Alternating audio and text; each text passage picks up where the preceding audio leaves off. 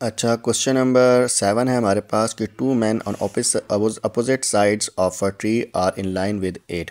कि दो आदमी हैं जो कि एक ट्री है उसके अपोजिट साइड्स में, जिस तरह फॉर एग्जांपल ये अगर हमारे पास एक ट्री है, ठीक है, तो दो आदमी इसके अपोजिट साइड्स पे, यानी कि एक आदमी इस तरफ है कहीं और एक आदमी इस तरफ है, ठीक है।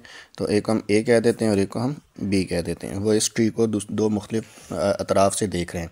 दो observe that angle of elevation of the top of tree are 30 degree. तो जो पहला बंदा है वो जब इसको देख रहा है तो वो 30 डिग्री बन रहा है। पहले हम इसको भी आपस में मिला देते हैं, ठीक है, कि ये इन लाइन है, ठीक है।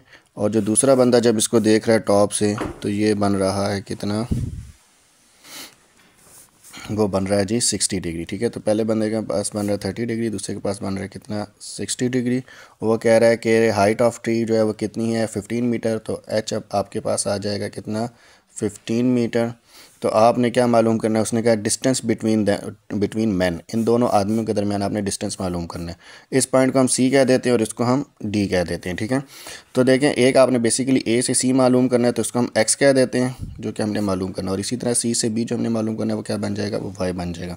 अगेन आसान सी बात है, tan थीटा का फार्मूला रखेगा थ्रू प्रॉपर ब्रशिंग, यानी कि परपेंडिकुलर आवर बेस। एक ये ट्राइंगल आपके पास बन जाती है ट्राइंगल ए सी डी, और दूसरी तो आपने इन दोनों ट्रायंगल्स को सॉल्व करके बेस मालूम करना और उन दोनों को यानी कि एक्स और वाई को ऐड कर देंगे तो आपके पास टोटल डिस्टेंस आ जाएगा पॉइंट ए से पॉइंट बी, या एक मतलब दो आदमियों के दरमियान। तो हम इसको लिखेंगे कि इन ट्रायंगल पहली ट्रायंगल क्या है, ए सी डी। तो ए सी डी में tan थीटा लिख देते हैं, पहले परपेंडिकुलर और बेस होता है।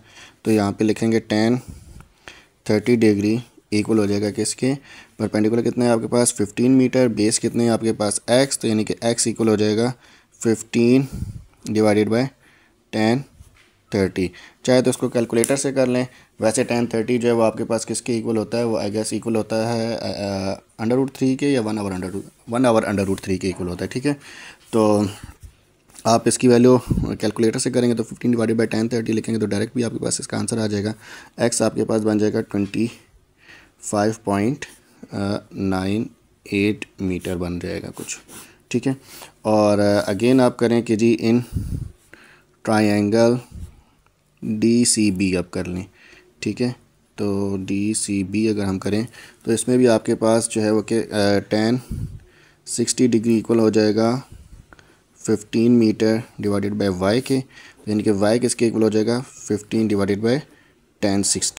तो tan 60 जो है वो आपके पास होता है √3 के इक्वल, या आप डायरेक्ट भी कैलकुलेटर पे करेंगे तो आपके पास आंसर आ जाएगा 15 डिवाइडेड बाय √3 कर लें, या 15 डिवाइडेड बाय tan 60 लिख दें, तो ये आंसर आपके पास बनेगा 8.66 मीटर, ठीक है।